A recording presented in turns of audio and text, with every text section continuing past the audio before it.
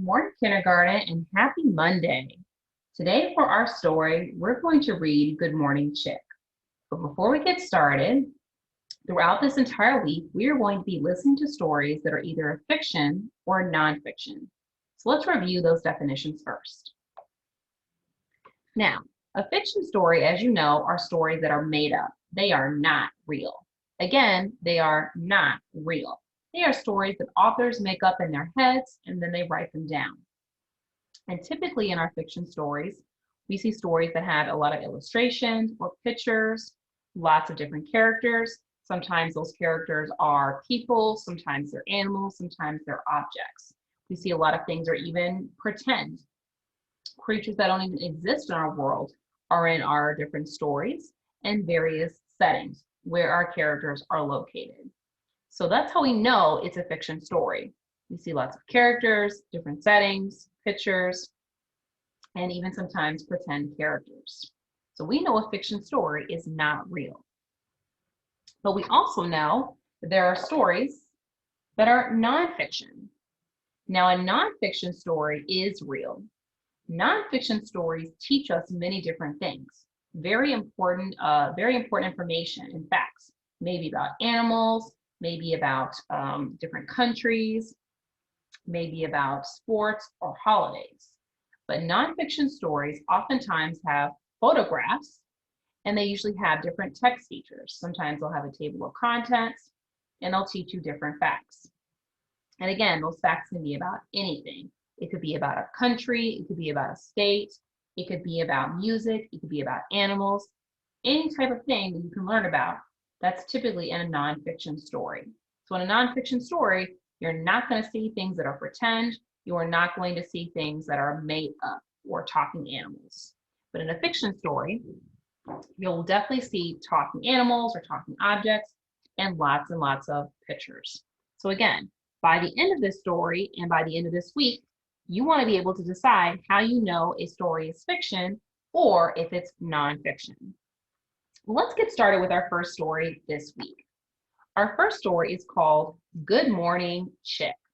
The author is Mira Ginsburg and the pictures are by Byron Barton. So just looking at the cover of this story, what do you think? Let's make a prediction. Let's make a guess. Do you think this story is fiction or nonfiction? Let's just make a guess. Is it fiction or nonfiction? Well, let's read the story to find out.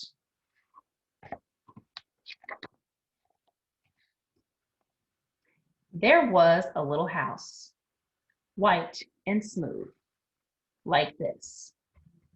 So the story tells us that it's a little house that's white and smooth, but we call this an egg.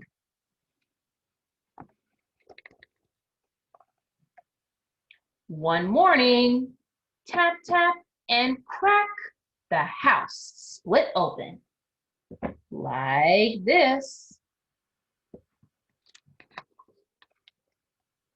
And a chick came out. He was small and yellow and fluffy,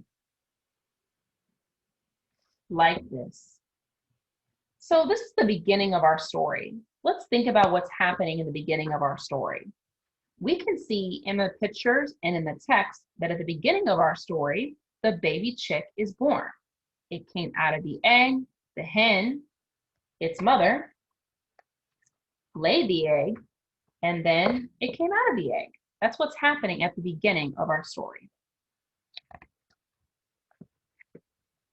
With a yellow beak and yellow feet, like these.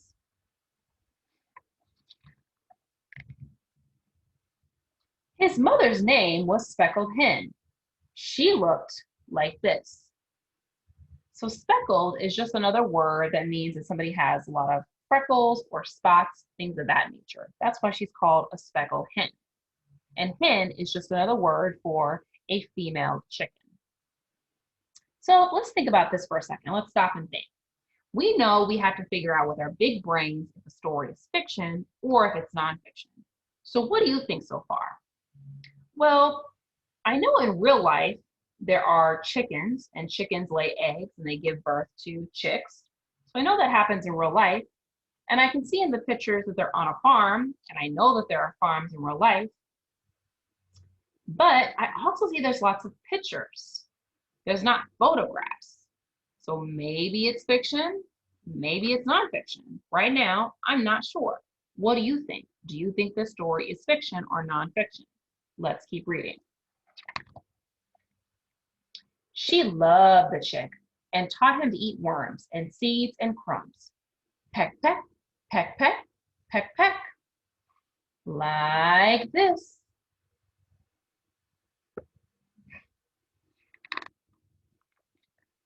A big black cat jumped out of the house and hissed at the chick. Like this. So what do you think is going to happen next? So the cat is hissing at the chick. What do you think is going to happen next? Let's find out. The speckled hen spread out her wings and covered the chick like this.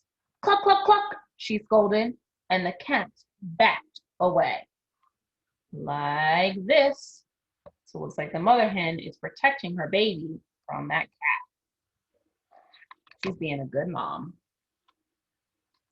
Then a rooster flew up on the fence, stretched his neck and sang, cock-a-doodle-doo, like this.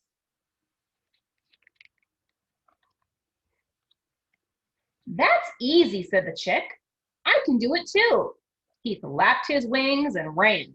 He stretched his neck and opened his beak, like this. So I want to stop here for a second, because I just noticed something. I just noticed for the first time in our story, the baby chicken or the chick is talking. Now I know that even though there are chickens in real life and mother hens lay eggs and they give birth to their baby chicks and they live on a farm sometimes, but I know in real life, baby chicks do not talk. So this animal is talking, and that makes me think, this is maybe a fiction story. But I'm going to keep reading to find out for sure.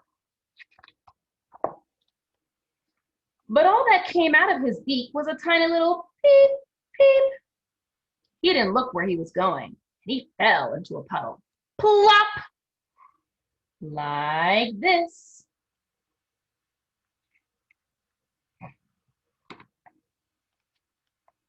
A frog sat in a puddle and laughed. Quack! Wait till you grow before you can crow, the frog looked. Like this. So, I noticed something else. The frog is talking. He said, wait till you grow before you can crow. So if a frog is talking and a chick is talking, I'm starting to think this story is fiction. Because I know in real life, animals do not talk. And the wet chick looked like this. Oh no. He probably does not like that. He feels very uncomfortable. Now Speckled Hen ran to her chick. She warmed and coddled him. Like this. I bet he feels better. The chick dried out and was round and golden and fluffy again. And off they went together to look for worms and crumbs and seeds. Peck, peck, peck, peck, peck, peck. Like this. The end. So we've come to the end of our story. We still have to figure out whether or not this story is fiction or if it's nonfiction. So let's think about it for a second. We know that there are animals in real life. There are roosters, there are frogs, there are cats, and there are chickens. And we also know that there are animals like these that live on a farm. And there's a barn, and there are trees, and there's houses. So we know that we see these things in real life. But as we were listening to the story, we noticed a few things. We noticed the frog was talking to the chick. And we noticed that the chick was talking to the rooster, telling the rooster that he could do it too. He could say the sound cock-a-doodle-doo and crow just like the rooster. So because we saw the frog was talking and the baby chick was talking, and we see lots and lots of pictures, we definitely know that this story is fiction.